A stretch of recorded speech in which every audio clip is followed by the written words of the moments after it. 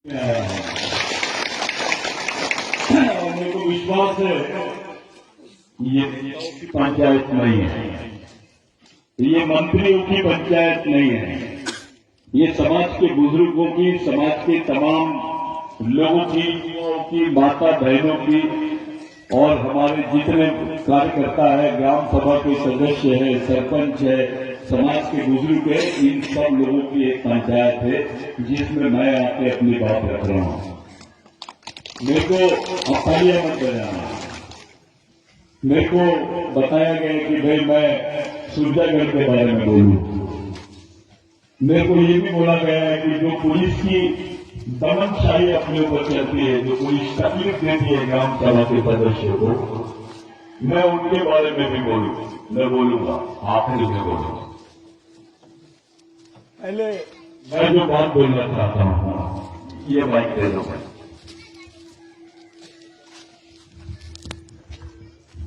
मैं जो बात बोलना चाहता हूं, पहले आप समझ लीजिए। गणपति बल्कि थोड़ा आप आदि थोड़ा लिमिट ध्यान से। एक साइकिल रहती है, एक बाइक रहती है, स्कूटर रहती है, उसका भी चालक, पालक और मालक होता है। उस गाड़ी का भी चालक, पालक और मालक होता है। आपका तो समाज है। आप जिस समाज में पैदा हुए हैं उसी समाज में तुमको बनना है।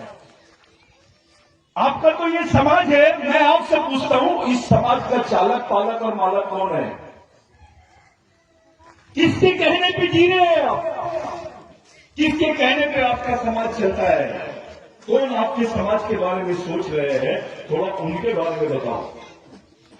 कौन आपके बाल बच्चों की जवाबदारी ले रहा है? थोड़ा उसके बारे में बताओ। कौन आपके अधिकारों की लड़ाई की जवाबदारी ले रहा है? उसके बारे में बताओ। जिस समाज में आप रहते हो उसके चालक, पालक और मालक कौन है? इस समाज को चलाने वाले लोग कौन है? इस समाज का संरक्षण करने वाले लोग कौन है? इस समाज को दिशा देने वाले लोग कौन है? इस देश में हिंदुओं का अस्तित्व इसलिए है क्योंकि उनके पास आरएसएस है। एक ब्राह्मण आदमी जज भी रहता है तो चड्डी पहन के शाखा में जाता है। उनके स्कूल चलते हैं, मंदिरों के मार्फत उनके लोग पैसा इकट्ठा करते हैं, उन लोगों की व्यवस्था चलती है। घुटना उनकी व्यवस्था बंदा, घुटने के पैसे बंदा, घुटने के समाजून टाकूसेंसाठी लोग अपना जीवन छूटे किसी को काम किया, रोड अच्छा छूटे किसी को काम किया, तुरंत मंदों की थोड़ी सब काम किया।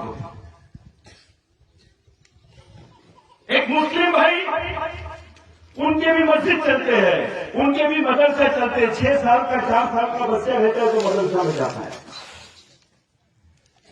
उसका बाप उसके हाथ में कुरान शरीफ देता है और बोलता है कि बेटा ये कुरान है, ये तेरे जीने और लड़ने का रास्ता है,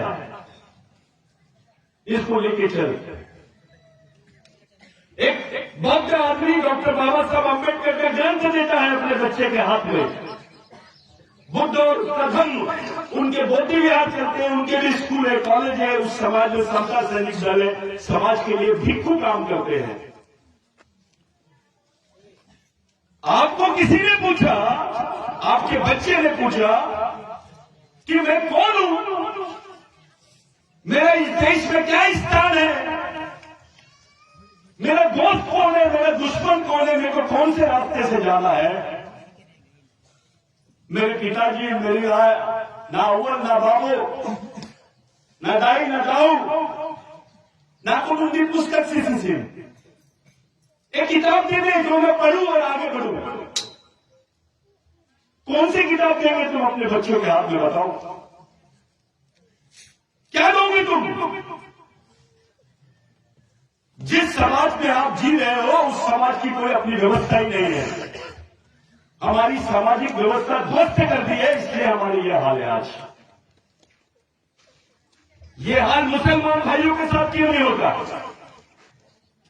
ये बात ब्राह्मण भाइयों के साथ क्यों नहीं होती है? इस देश में बाकी लोगों के साथ क्यों नहीं होता है जो आदिवासियों के साथ होता है? तुम्हारे बच्चों को तुम क्या देने वाले हो? क्या है तुम्हारे पास? अरे खाना तो गाय भी अपने बच्चे को दूध दे देती है, बकरी भी अपने बच्चे को दूध पिला देती है, कुत्ता भी कुत्ते भी अपने बच्चे को दूध पिला देती है।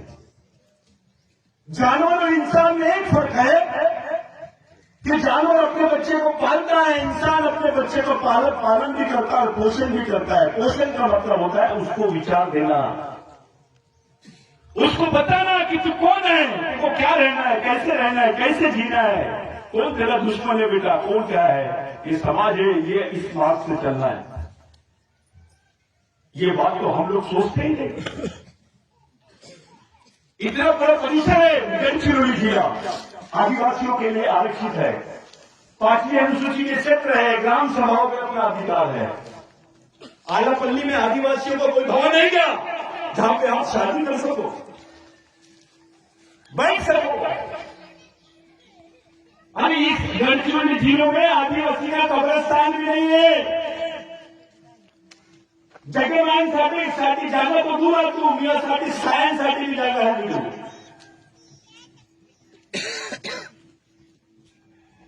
सब तो हमारे राजा हमारे थे यहां पर।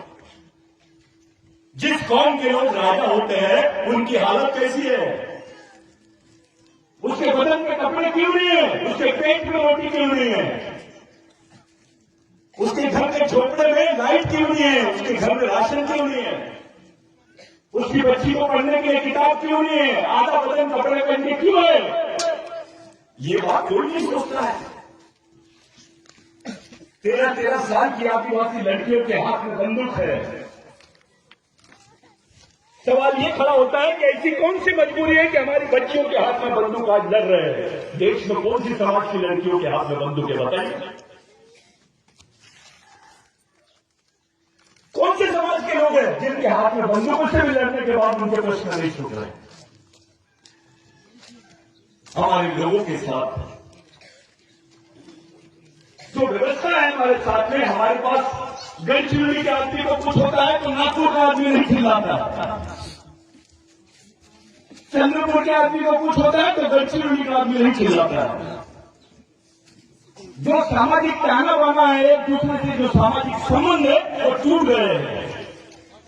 दर्द नहीं होता आदिवासियों को आदिवासियों के लिए। अगर गढ़चिरौली में किसी बच्चे को, आदिवासी बच्ची को, आदिवासी लोगों को कुछ हो जाए तो पूरा महाराष्ट्र विदर्भ बंद हो जाना चाहिए, लेकिन ऐसा नहीं होता है। ऐसा इसलिए नहीं होता है क्योंकि हम ही लोग इसके लिए जवाबदार है। ये गोंड है, ये माड़िया है, ये प्रधान है, ये हल्दी है, ये बोल के हम अपनी दुकान लगाते हैं।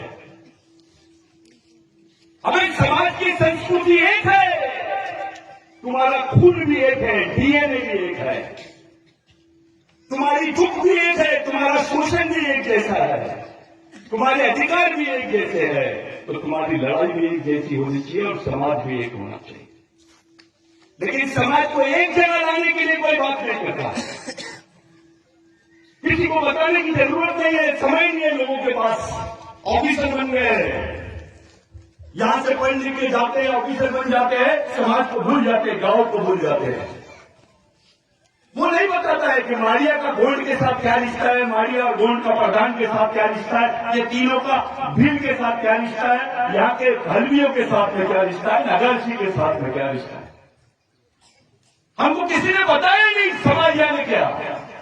हमको पार्टी बताए, संगठन बताए, भगवान बताए, धर्म बताए, मैं आदिवासियों को कोई धर्म नहीं था।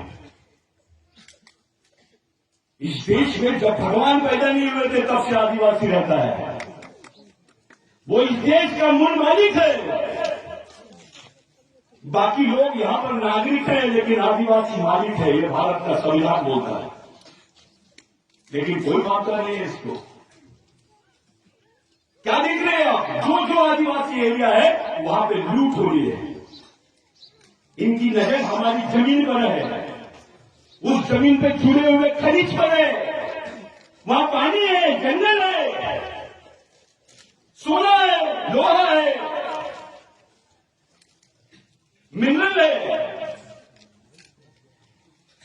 पास कोई दूसरे की जमीन नहीं है, किसी पार्टी की जमीन ये क्या, किसी ब्राह्मण की जमीन ये नहीं है, सिर्फ आदिवासियों की ही जमीन पे काम चल रहा है। पूरे देश में चालू है ये, झारखंड से लेकर गुजरात के डांग जिले से लेकर गढ़चिरौली तक, गढ़चिरौली से लेकर बस्तर तक, बस्तर से लेकर उड़ीसा तक, उड़ीसा से लेकर आसाम तक, जहां जहां आदिवासियों की जमीन है वहां वहां ये लोग वही काम कर रहे हैं। सूरजागढ़ कोई छोटी बात नहीं है, ये तो एक उदाहरण है। पूरे देश में एक चल रहा है, एक ही जैसी बात चल रही है।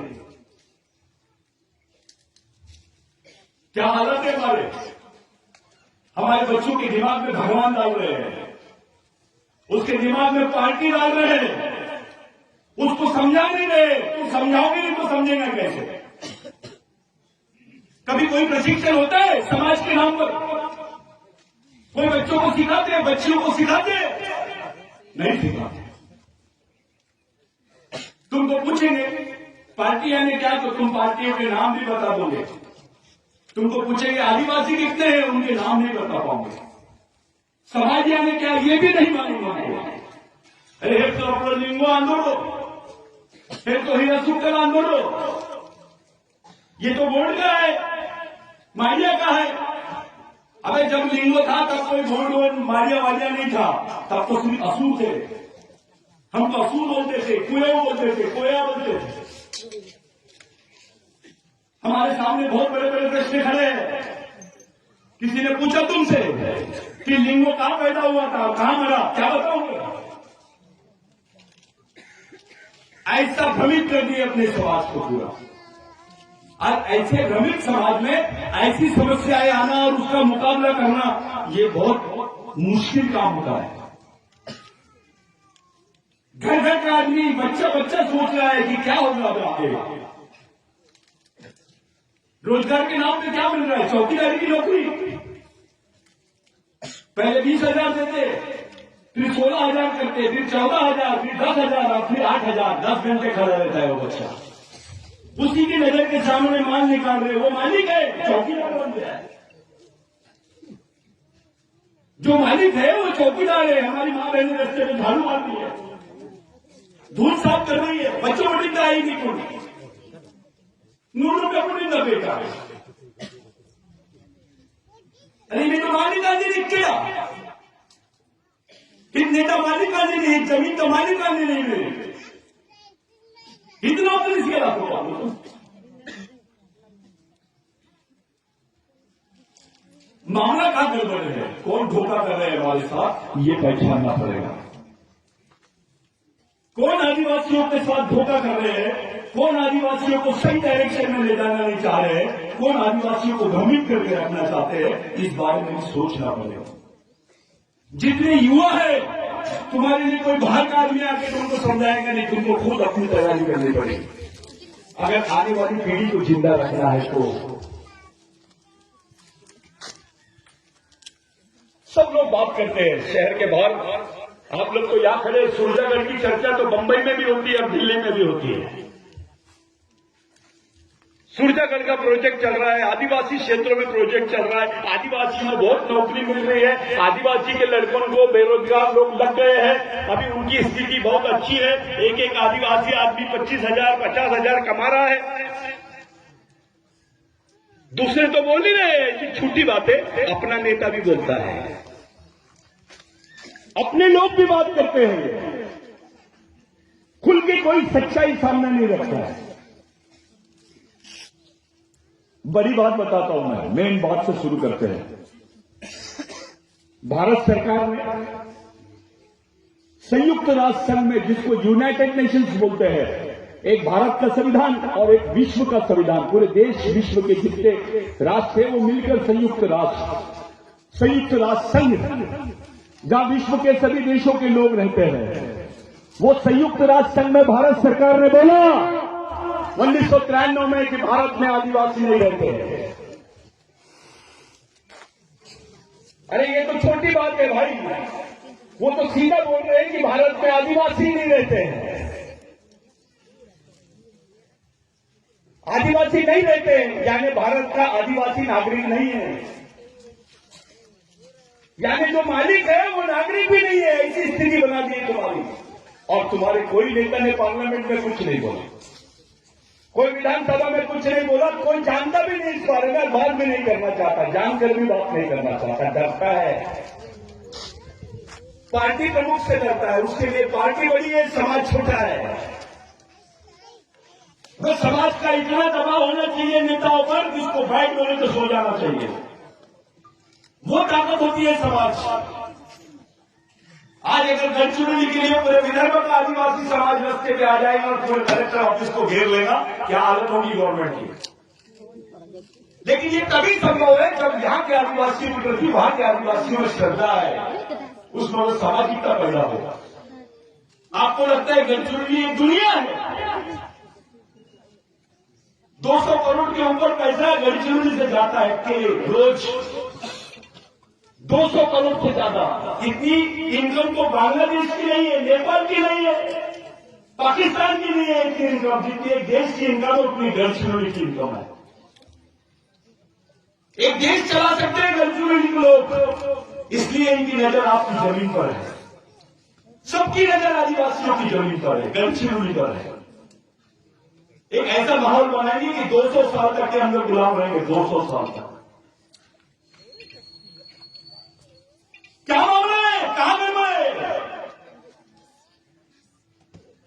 मेरे को का डर लगता है गढ़चिरौली में मेरे खून के लोग रहते हैं, बावजूद उसके मेरे को आने में डर लगता है। बाहर का कोई भी बच्चा आने से डरता है, लेकिन बाकी लोगों को डर नहीं लग रहा है, सब काम खुलेआम चल रहा है। क्या मामला है? ऐसी परिस्थिति क्यों है? ये किसकी जमीन है? ये बाबूराव शर्मा की जमीन है। जो तुम्हारे हिस्से में जमीन आई है उसके लिए बाबूराव शर्मा को फांसी पे चढ़ना पड़ा था, याद रखो। 1911 के पहले के जितने रिकॉर्ड है वो रिकॉर्ड इसकी गवाह है कि बाबूराव शर्मा के आंदोलन के बाद ही आदिवासियों को यहां जमीन आवंटित हुई है।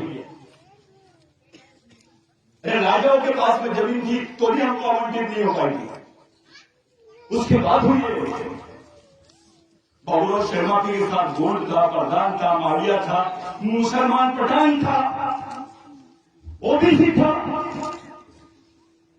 बाबूराव शर्मा के आंदोलन कौन सा था? वो तो जमींदार था।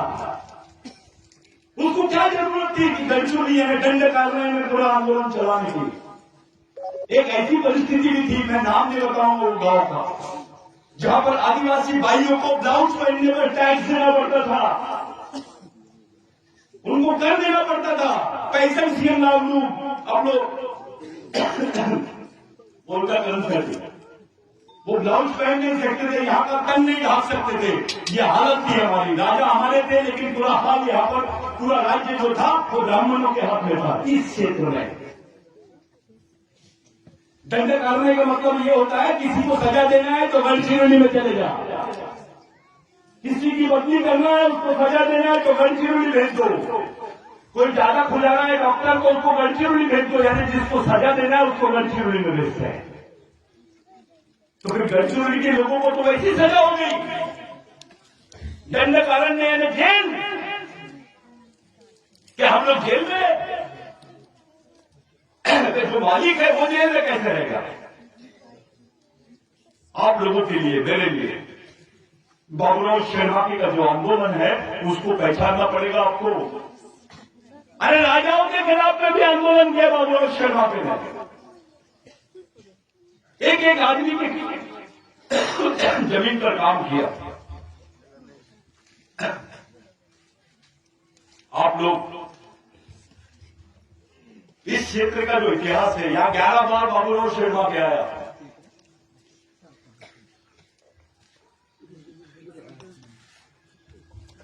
जो ग्राम सभा आप लोग बना रहे ना, उसको पहले टोला बोलते थे,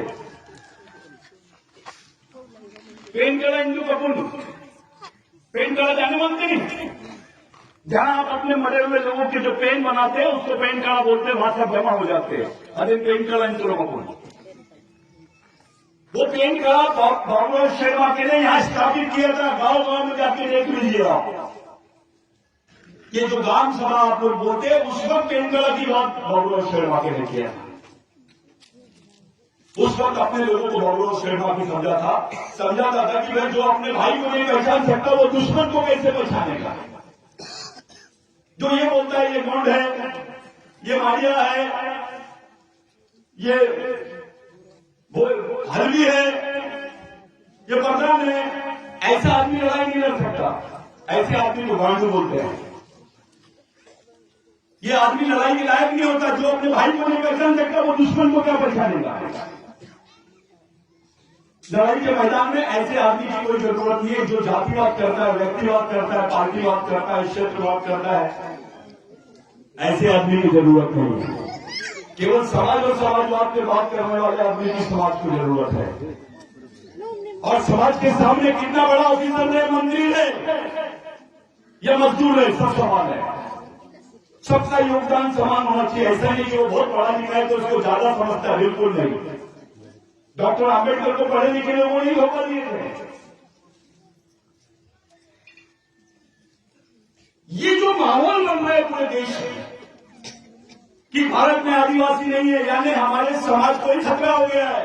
एक तरफ यहां का मुख्यमंत्री बोलता है कि बोगस आदिवासियों को हम संरक्षण देंगे, उनको नौकरियों से नहीं निकालेंगे। 1 लाख नौकरी बोगस आदिवासियों ने ले लिए, झूठे आदिवासियों ने।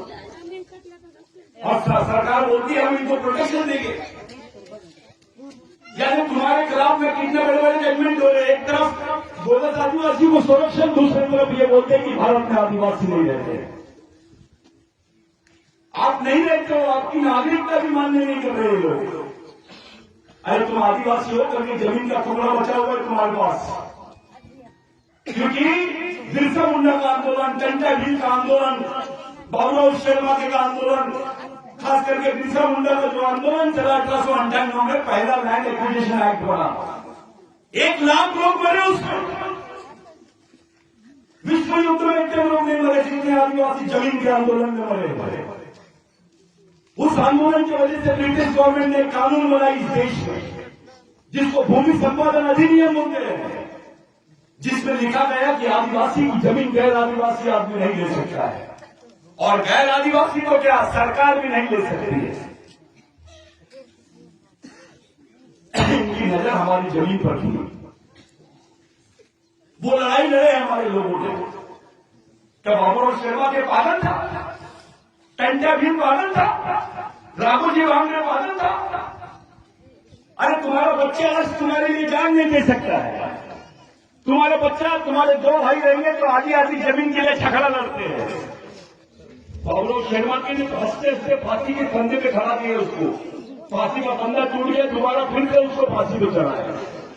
फांसी देने के बाद में उसकी लाश बराबर में रहना चाहिए करके चूल्हे के भट्टी में डाले उसको। जो आदिवासियों की लड़ाई लड़ रहा था उसके साथ क्या क्या किए, तो भी हमारे समाज को समझ में नहीं आता है कि बाबूराव शर्मा के विचारों को हम लोगों ने अपनाया क्यों नहीं।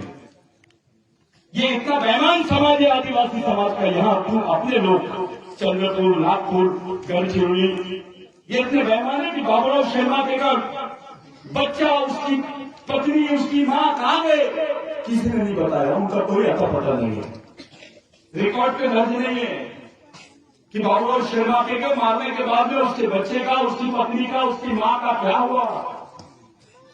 वो जमीन जो 2 लाख हेक्टेयर जमीन की, 2 लाख हेक्टेयर इस बेल्ट में, गढ़चिरौली बेल्ट में 2 लाख हेक्टेयर जमीन आदिवासियों को मिली है। कौन से राजा ने दिया तुमको? कौन से भगवान ने दिया? राम भगवान ने दिया? अबे जमीन किसने दिया तुमको? बाबूराव शर्मा के ने दिया। तुम्हारा भगवान कौन? बाबूराव शर्मा की। जब तुम्हारे पास आरक्षण नहीं था, नौकरियां नहीं थी, तो जमीन ही तुम्हारे जिंदा रहने का आखिरी साधन था। वो जमीन का टुकड़ा तुम्हारे हिस्से में बाबूराव शर्मा की वजह से आया। हम उसी को भूल गए। शाहरुख खान का फोटो दिखता है घर में, सोनिया गांधी का फोटो दिखता है, नरेंद्र मोदी का फोटो दिखता है। अगर बाबूराव शर्मा के कहां गया? बिरसा मुंडा कहां गया? टंटे भी कहां गया? क्योंकि तुमने अपनी समाज की सोच को खत्म कर दिया। ये लोगों ने समाज के लिए हंसते हंसते फांसी का फंदा लगा दिया। जीसस क्राइस्ट क्रॉस पे खड़ा कर दिया, उसको तो भगवान माना गया। ये तो तुम्हारे लिए फांसी के कट्टे पे खड़े थे।